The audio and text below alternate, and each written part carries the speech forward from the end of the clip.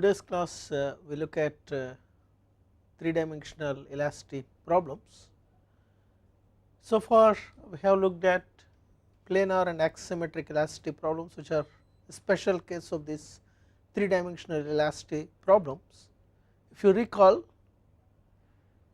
the plane stress plane strain problems that we looked at are special case of three-dimensional elastic problems, and also axisymmetric problems that we looked at is also a special case of three-dimensional elastic problem.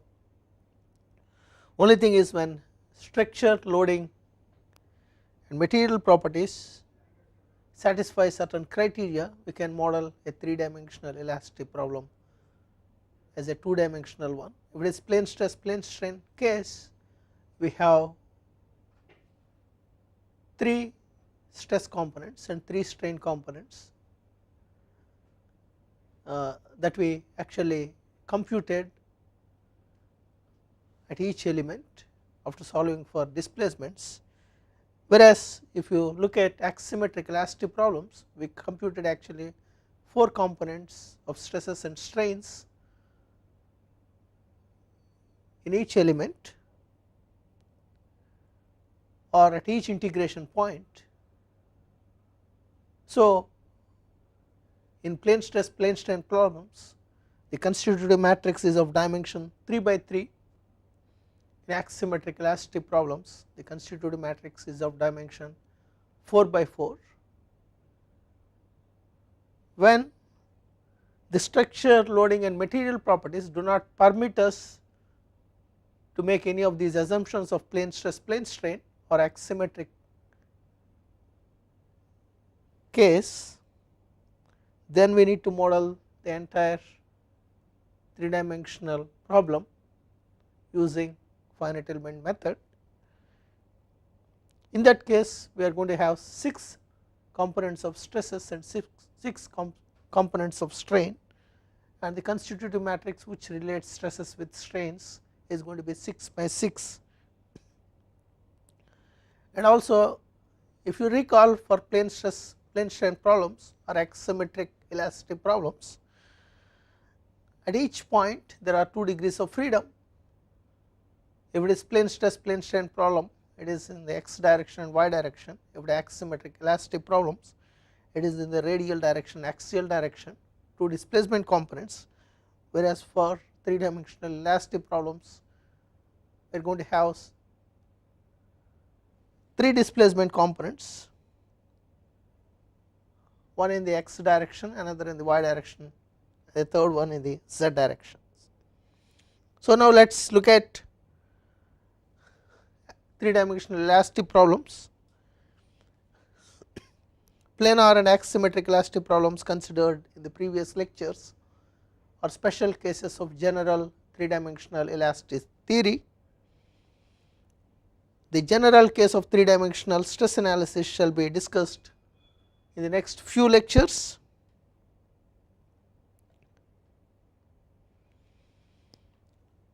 A three-dimensional elastic problem involves 6 stress components: sigma x, sigma y, sigma z, tau x z, tau y z, tau x y, where the first 3 components, that is sigma x, sigma y, sigma z, are normal stresses, and tau x z, tau y z, tau x y are shear stresses. And corresponding to these stresses, there are 6 strain components,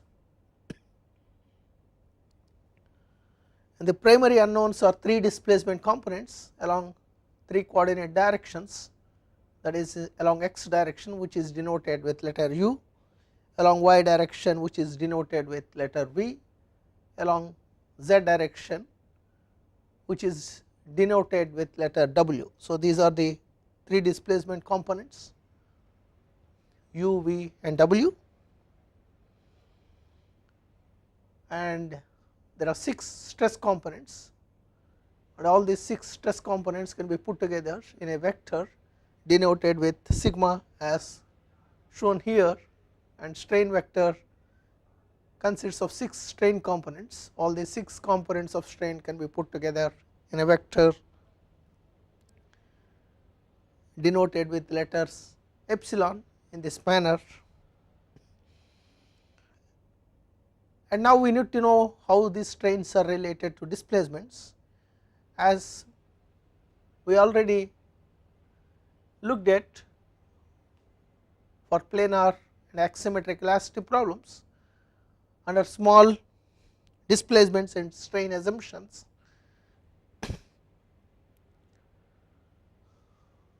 strain displacement relations for 3-dimensional elastic problems can be written like this, that is epsilon x is partial derivative of u with respect to x, epsilon y is partial derivative of v with respect to y, epsilon z is partial derivative of w with respect to z,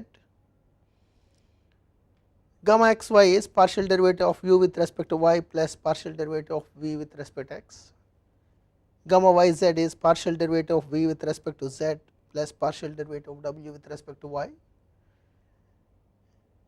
gamma zx is partial derivative of w with respect to x plus partial derivative of u with respect to z,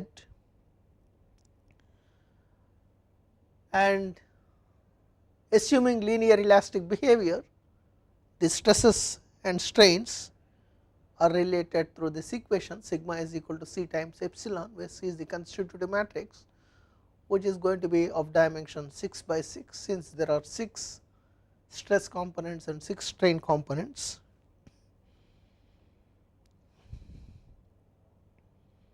For isotropic material, isotropic linear elastic material, this constitutive matrix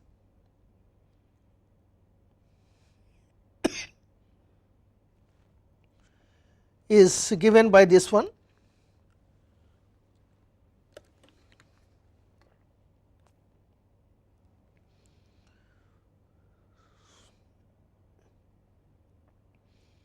where E is Young's modulus, mu is Poisson's ratio, mu is Poisson's ratio. So, constitutive matrix require 2 material parameters, Young's modulus and Poisson's ratio.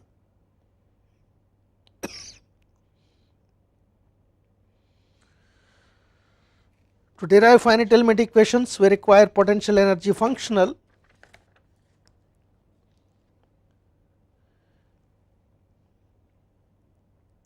The finite element equations for 3-dimensional elastic problems can be derived using potential energy functional.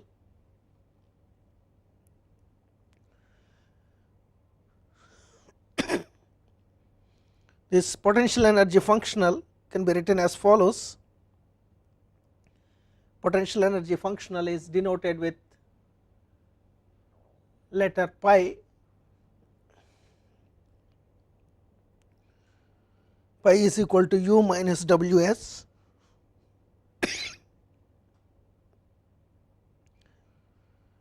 where u is strain energy and ws is work done by the applied forces. This potential energy functional is going to be a function of all the 3 displacement components, that is u, v and w.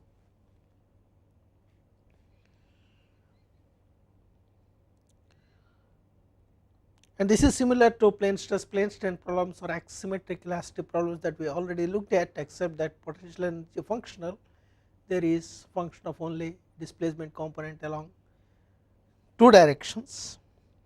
So, now let us look at how strain energy looks like.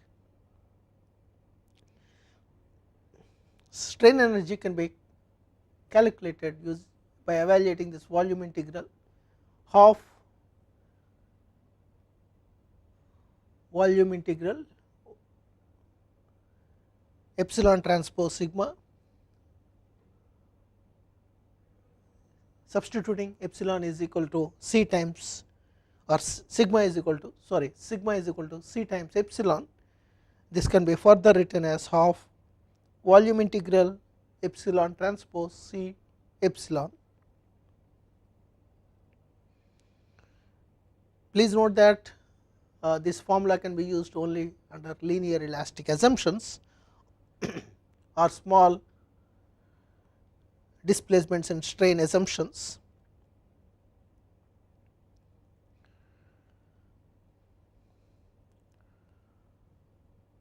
Now, work done by the applied forces. Work done by the applied forces is given by components of traction along x, y, z directions multiplied by the corresponding displacements and evaluated over the surface over which traction components are applied. So, work done by the applied forces is given by this surface integral,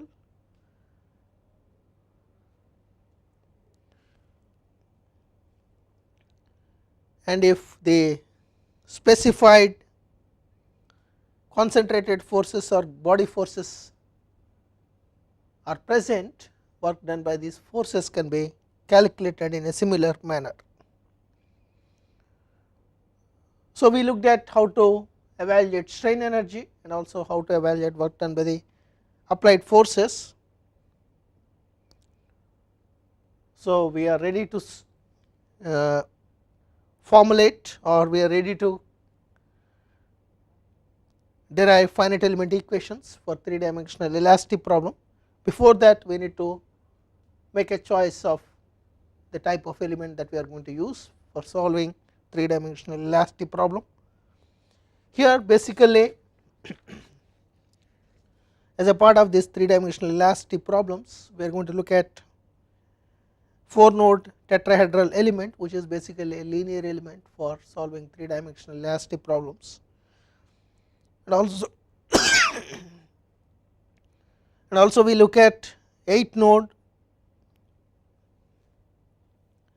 linear solid element, commonly known as brick element, and 20 node solid element with curved edges.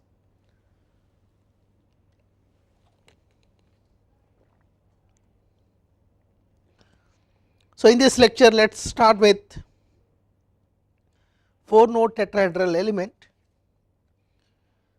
A typical element is shown here. 4 node tetrahedral element. At each node there are 3 degrees of freedom, displacement component along x direction, y direction, z direction. Total there are 4 nodes. This is the simplest element that we can have for solving 3 dimensional problems. This element is going to be linear along x direction, y direction, z direction. So, it is counterpart of 3 node triangular element, which is a linear element for solving 2 dimensional problems, similar to 3 node triangular element, which we usually call it as CST, constant strain triangular element. Similarly, 4 node tetrahedral element is a constant strain element in 3 dimensions. So, it is convenient to use isoparametric mapping concept to develop finite element equations in a manner similar to that we already used for triangular elements for 2 dimensional case. So, we need to map this actual element onto a parent element like this. Parent element is shown on the right hand side. The nodal coordinates of all the 4 nodes of parent element are indicated in the figure.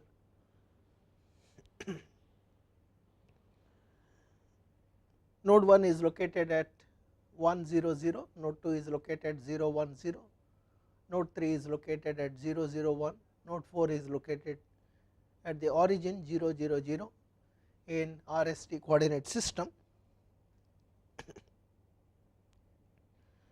So, actual element is going to be mapped onto this parent element when we are deriving element equations.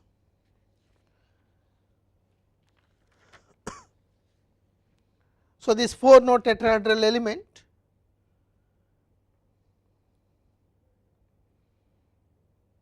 is an extension of linear triangular element, which we already looked at for 2 dimensional problems to 3 dimensions, extension of triangular element to 3 dimensions. So, the finite element formulations follows very closely the development of triangular elements. However, this element is not that popular because of difficulty in dividing 3-dimensional domain into tetrahedra,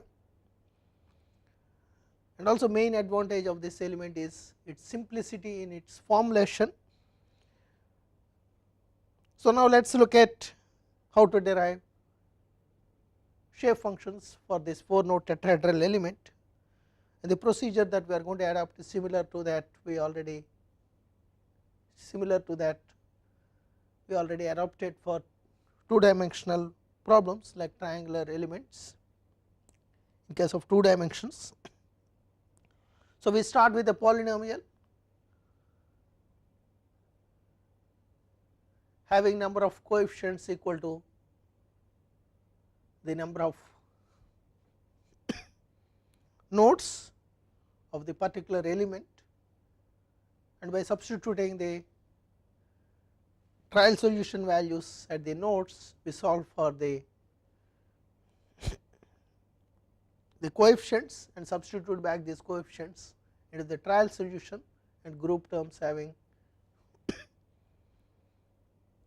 similar coefficients which corresponds to the nodal values, and then we are going to arrive at finite element shape functions. The governing equations for 3-dimensional elastic problems involve u, v, w, which are displacements along x, y, z directions. 3 different trial solutions are therefore required. There are 3 unknown displacements at each node, 3 degrees of freedom per node. So, trial solution, there are 4 nodes. So, linear trial solution in 3 dimensions, u is equal to alpha 1 plus alpha 2 x plus alpha 2 alpha 1 plus alpha 2 x plus alpha 3 y plus alpha 4 z. Similarly, v is equal to beta 1 plus beta 2 x plus beta 3 y plus beta 4 z.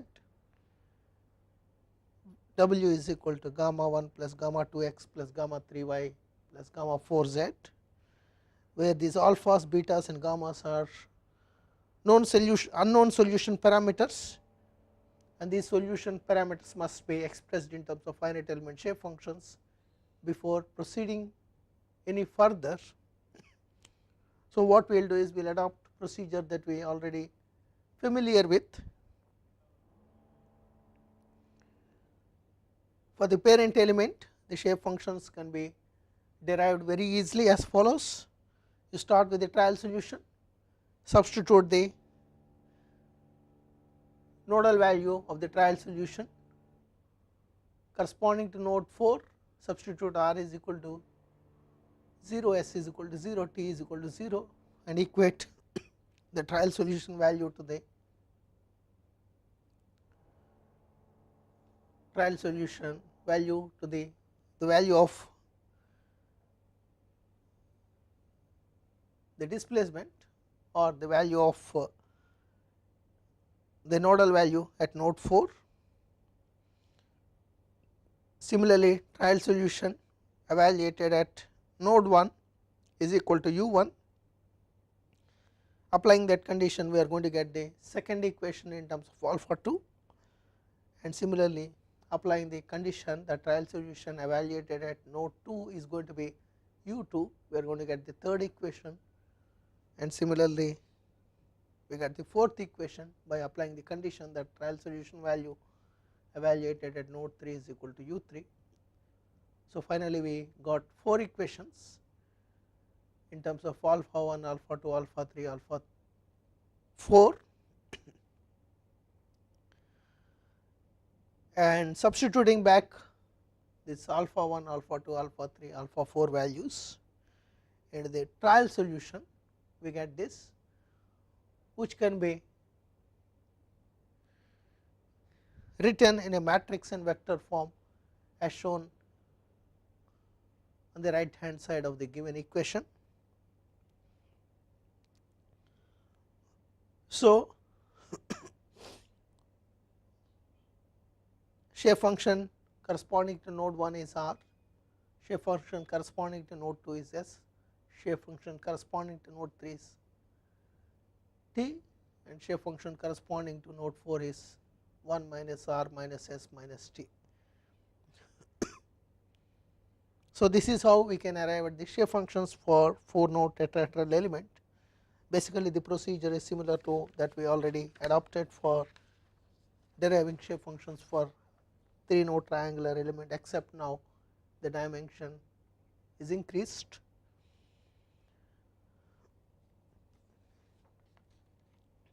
So, we can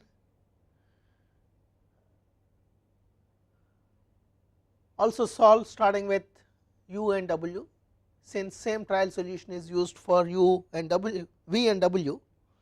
Also complete shape function matrix for the parent element can be written as follows: u expressed in terms of finite element shape functions, v in terms of finite element shape functions, w expressed in terms of finite element shape functions. Putting together all these things in a matrix and vector form, we can write like this, where n transpose is a matrix comprising of finite element shape functions of all the 4 nodes of this tetrahedral element, and D is the vector consisting of nodal displacements, all the 3 components of displacements at each node for all the 4 nodes.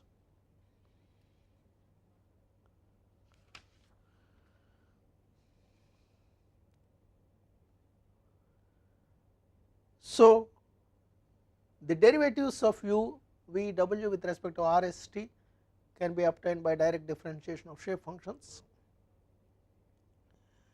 Please note that n1 is equal to R, n2 is equal to S, n3 is equal to T, n4 is equal to 1 minus R minus S minus T.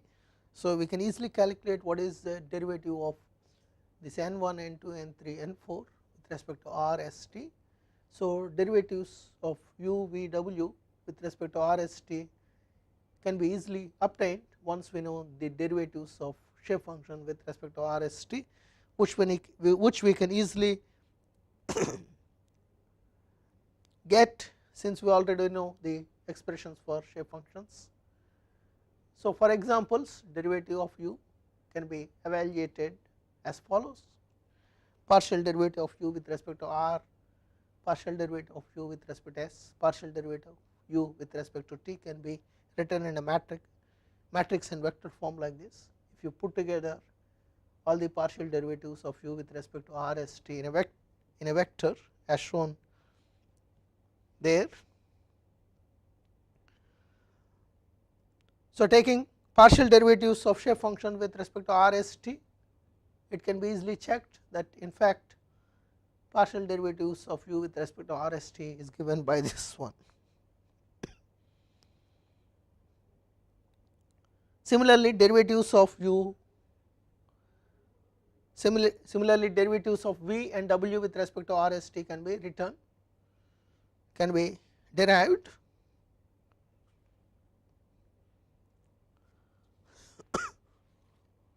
So, this is how derivatives of displacement components with respect to R, S, T can be obtained.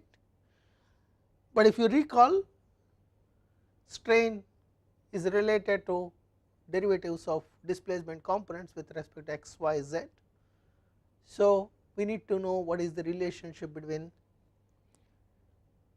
x, y, z coordinates and R, S, T before we start expressing strains in terms of finite element shape functions and displacements. So, to know the relations between R, S, T and x, y, z, we can use isoparametric mapping concept. Isoparametric mapping concept, based on that, x is equal to n1 x1 plus n2 x2 plus n3 x3 plus n4 x4, substituting n1, n2, n3, n4, that is n1 is equal to R, n2 is equal to S, n3 is equal to T, n4 is equal to 1 minus R minus S minus T. Substituting that information, this expression can further be simplified as shown on the right hand side, where x14 means x1 minus x4, x24 denotes x2 minus x4, x34 denotes x3 minus x4. Similarly, we can write a y in terms of RST,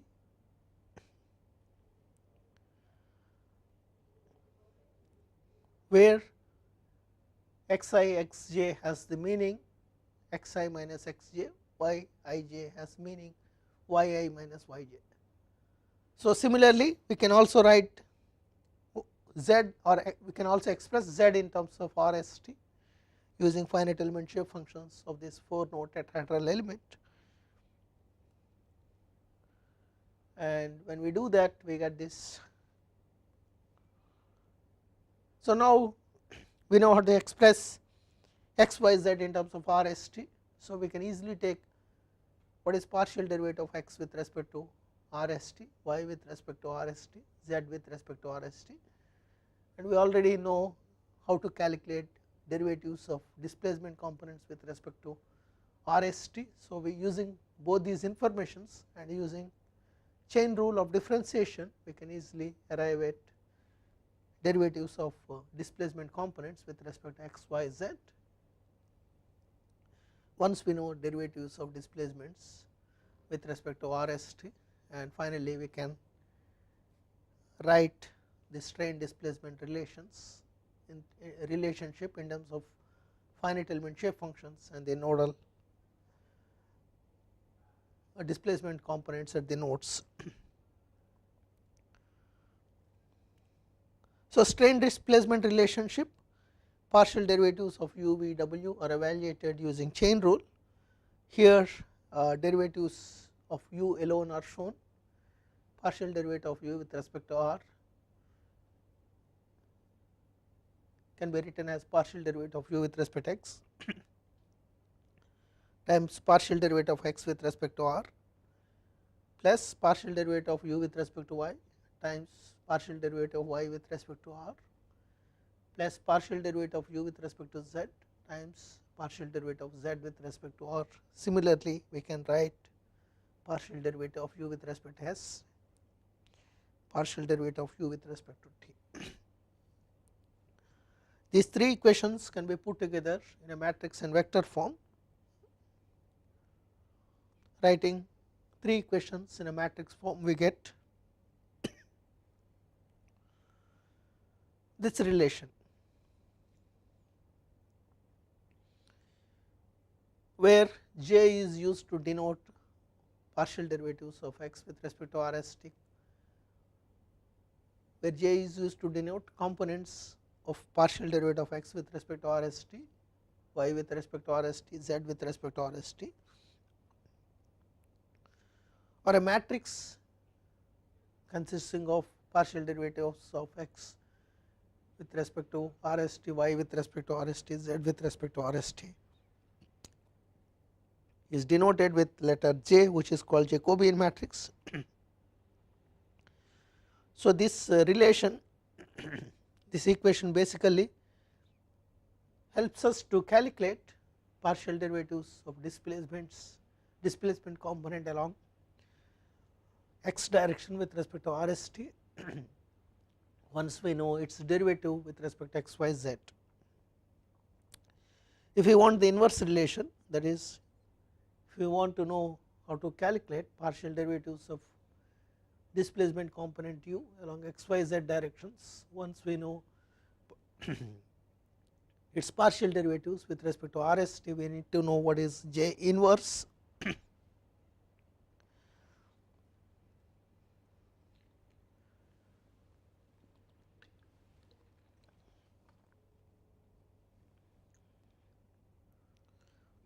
Derivatives of u with respect to x, y, z can be computed by inverting J matrix. So, the inverse relation is like this. Since we already know x in terms of RST, y in terms of RST, z in terms of RST, we can easily take partial derivatives and express Jacobian matrix in terms of x y z coordinates. Similarly, once we express Jacobian matrix in terms of x y z coordinates of all the 4 nodes, we can easily find what is J inverse. So, taking derivatives of the relations that we derived based on isoparametric mapping, these are the 3 equations that we derived based on isoparametric mapping. Taking partial derivatives of these with respect to RST, we can easily check that Jacobian matrix is indeed given by this, where x 1 4 2 4 3 4, y 1 4 2 4 3 4, z 1 4 2 4 3 4 has meaning that we already discussed earlier, that is x I j is nothing but xi minus xj, yi j is yi minus yj, zi j is zi minus zj. So, using or with that understanding, we can easily, once we know all the coordinates of all the 4 nodes of this tetrahedral element, we can easily calculate what is j numerical value. Once we have numerical value of j, we can easily find what is j inverse. So, j is given by this, which is a 3 by 3 matrix. So, we can easily find what is j inverse analytically in this manner. So, once we know the nodal coordinates of all the 4 nodes of tetrahedral element, we can easily plug in that into this equation and get what is j inverse. And here determinant of j is given by this equation. If you recall, determinant of j has some importance. For a valid isoparametric mapping, determinant of j should be non-zero over the entire element domain. Here we are dealing with 4 node tetrahedral element. So, element domain goes from RST going from 0 to 1. So, the isoparametric mapping is valid as long as the determinant of j is non-zero over the domain RST between 0 and 1, entire domain of parent element.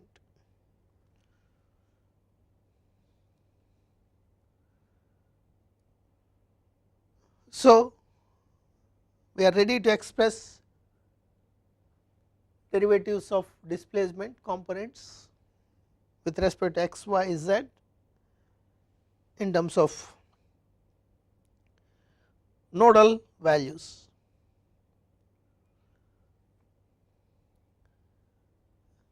This equation gives the relationship between partial derivatives of u with respect to x, y, z, and substituting all the information that we just derived, we arrived at this equation which relates partial derivative of u with respect to x, y, z with the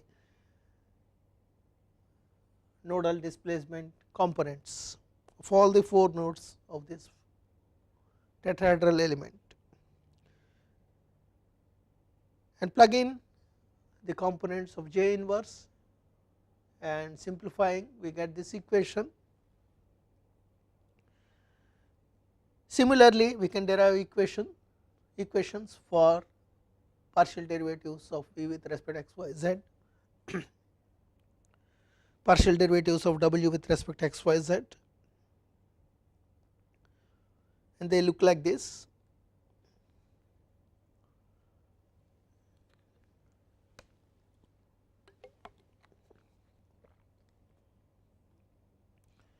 So, now we are ready to express strains in terms of nodal displacements. Strains now can be expressed in terms of nodal displacements by choosing appropriate rows from the above matrices.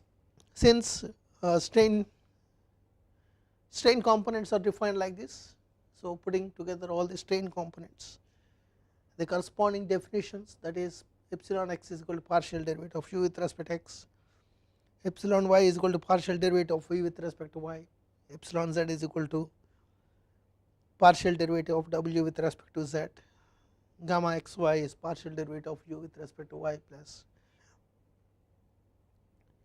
partial derivative of v with respect to x, and so on. Putting together all that information,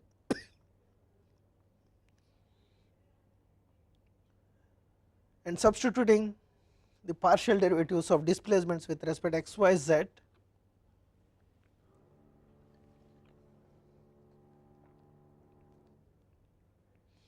we get the right hand side, which relates strains with nodal displacements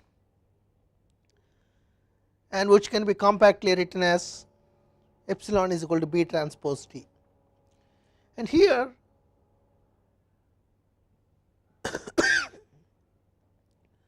H1, H2, H3 are defined, and these H1, H2, H3 are basically they are related to the components of inverse of Jacobian through these equations. If you see this strain displacement relations,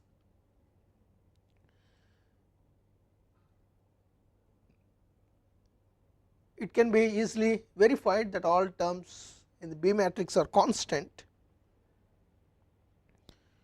So, this element is constant strain triangular element, just like 3 node triangular element for plane stress plane strain problems.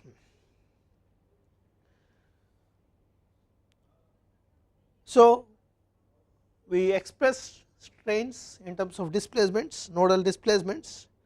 So, now we are ready to derive element stiffness matrix. For that we need to go back to the strain energy definition. Strain energy can be written or can be expressed through this equation, substituting epsilon is equal to b transpose d, that information into this equation. We can evaluate strain energy through finite element approximation as half d transpose kd, where k is element stiffness matrix and it is given by this integral, volume integral b c b transpose. Since b is constant and since constitutive matrix is also constant, we can pull them out of the integral. Finally, k is given by b c b transpose times v. V is nothing but volume of tetrahedral element. If you recall, when we are deriving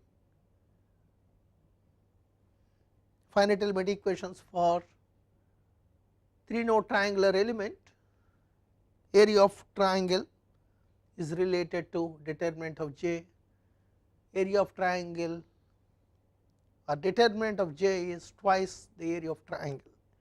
Similarly, determinant of j here for 4 node tetrahedral element is 6 times volume of the tetrahedral element, or volume is given by 1 over 6 determinant of j. Substituting that, we can evaluate element stiffness matrix using this equation. Please note that here the assumption or this integral is simplified in this manner based on the condition that b is constant. If b is not constant, we need to do numerical integration, we need to adopt some kind of numerical integration like Gaussian quadrature, where is the volume of element, and it can be easily shown that volume of element is 1/6 of determinant of j. So, this is how one can evaluate element stiffness matrix for 4 node tetrahedral element. So, we are ready, except that we do not know what is force vector. So, now let us look at equivalent force vector. Equivalent nodal forces, let Tx, Ty, Tz be the components of traction applied in x, y, z directions. So, work done is given by this displacement components times traction components integrated over the surface over which tractions are specified, and substituting displacements in terms of finite element shape functions, displacements u, v, w in terms of finite element shape functions and nodal values, we get what is given on the right hand side of this equation, which can be further simplified as d transpose q t, where q is the equivalent nodal load vector defined as surface integral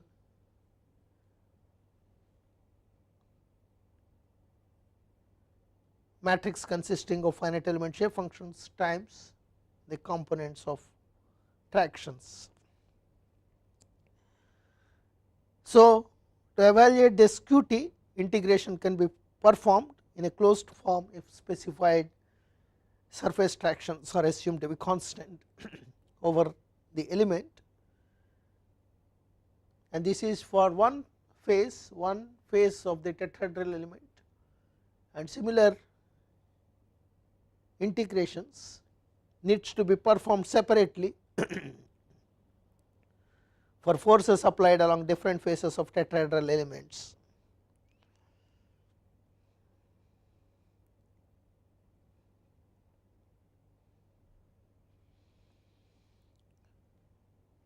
And these integrations are similar to the integrations for body forces in case of triangular elements. So, substituting n matrix comprising of finite element shape functions of all the 4 nodes of this tetrahedral element and simplifying, we get this qt on one of the face joining nodes 1, 2, 3. That is the reason why q and subscript t phase 1, 2, 3 is shown there. It is given by area of phase 1, 2, 3 divided by 3 times the components or a vector consisting of components of tractions that are applied. It can easily be noticed, since we are dealing with phase joining nodes 1, 2, 3. If you see this vector, it is having non-zero components corresponding to nodes 1, 2, 3 and 0 components corresponding to node 4.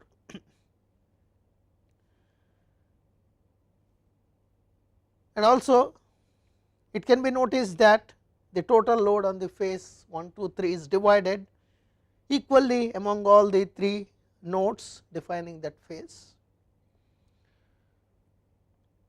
And again this equivalent nodal load vector is based on the condition that Tx, Ty, Tz are constant. If they are not constant, then we need to do numerical integration of previous equation, assuming Tx, Ty, Tz as functions of spatial coordinates. And similar expressions can be written for forces applied on other faces. It should be noted that qt vector implies that total load on phase is divided equally among the 3 nodes defining that phase.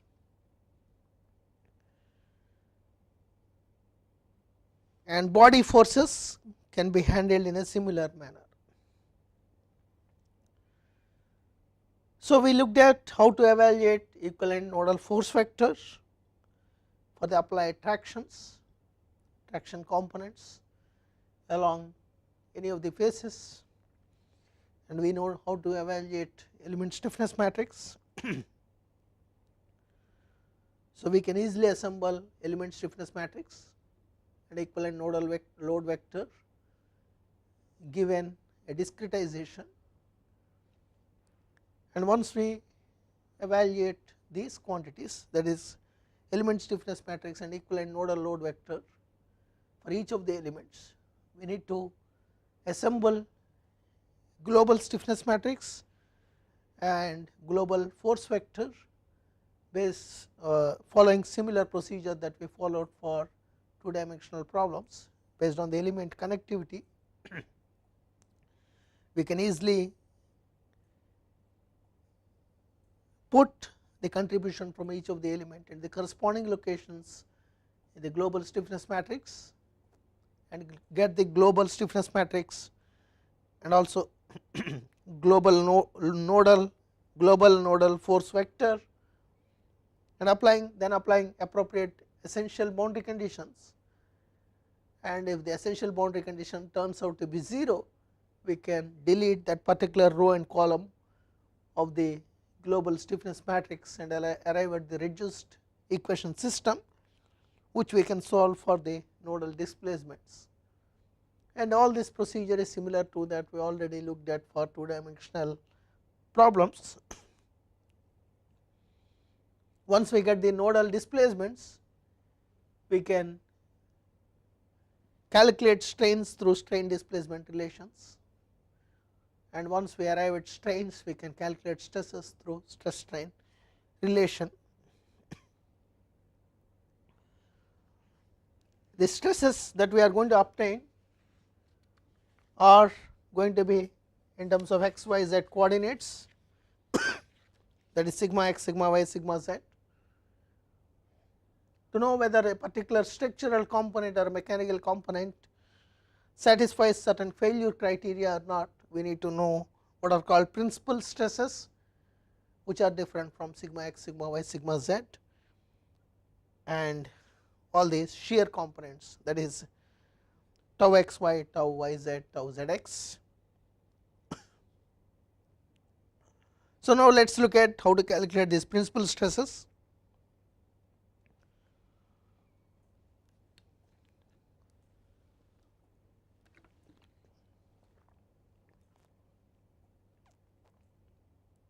For three dimensional elastic problems, the normal and shear stresses can be combined into principal stresses, which can be used for further applications in any of the failure criteria. So these principal stresses are going to be the roots of the following cubic equation, which is actually in terms of stress invariants, I1, I2, I3 are called stress invariants.